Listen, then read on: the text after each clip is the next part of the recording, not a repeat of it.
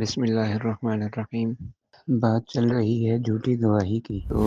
جھوٹی گواہی کے ساتھ ساتھ ایک اور چیز بھی اس سے متعلق ہے، تو اس کا تذکرہ کر دینا بھی یہاں مناسب ہے، وہ ہے گواہی چھپانا۔ دیکھیں، ایک بندہ ہے جو گواہ ہے بھی نہیں، جس نے معاملہ دیکھا ہی نہیں، لیکن پھر بھی جا کے جھوٹی گواہی دے دیتا ہے۔ اور ایک بندہ ہے جس نے معاملے کو دیکھا ہے، جو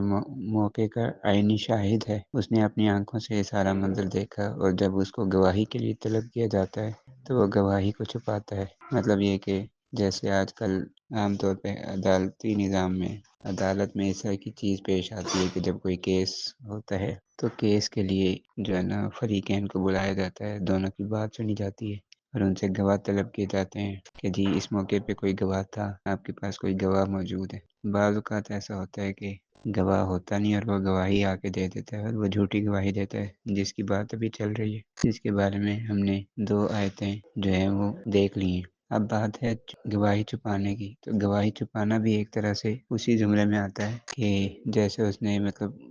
وہ موقع کا گواہ تھا لیکن اس نے گواہی نہیں دی، نے گواہی چھپائی، وہ آیا ہی نہیں۔ گواہی دینے کی وجہ سے اس کے بھائی کو، اس کے دوست کو، اس کے کزن کو، اس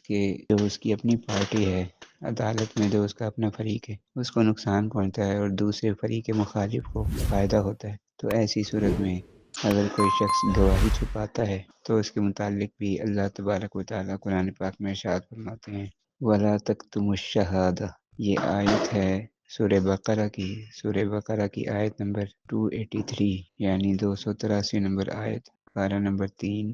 سورت کا نام سورۃ البقرہ۔ اس میں ارشاد باری تعالیٰ ہے وَلَا تَكْتُمُوا الشَّهَادَةَ، اور گواہی کو نہ چھپاؤ، وَمَن يَكْتُمْهَا فَإِنَّهُ آثِمٌ قَلْبُهُ، اور جو شخص گواہی کو چھپائے گا تو بے شک اس کا دل گناہ گار ہونے والا ہے۔ واللہ بما تعملون علیم، اور اللہ تعالیٰ جو تم عمل کرتے ہو اس کو جانتا ہے۔ تو اس آیت میں یہی کہا جا رہا ہے کہ اگر تم نے کسی موقع پر تم موجود تھے اور تم نے معاملے کو دیکھا ہے، تم نے کوئی بھی مثال کے طور پر کوئی ایکسیڈنٹ ہوا، یا مثال کے طور پر 2 لوگوں میں جھگڑا ہوا اور انہوں نے آپس میں ایک دوسرے کو مارا، یا کوئی بھی معاملہ ہو، تو جو شخص موقع پہ موجود تھا، جس نے دیکھا تھا، اس کو چاہیے کہ وہ گواہی کو نہ چھپائے، اور جب گواہی طلب کی جائے، گواہ کو طلب کیا جائے، تو وہ اس موقع پر حاضر ہو کر سچی گواہی دے، چاہے وہ اپنوں کے حق میں ہو یا اپنوں کے خلاف ہو۔ ایسا نہیں ہونا چاہیے جو ہمارے ہاں معیار بن چکا ہے کہ اگر اپنا دوست ہے، اپنا بھائی ہے، اپنا رشتہ دار ہے،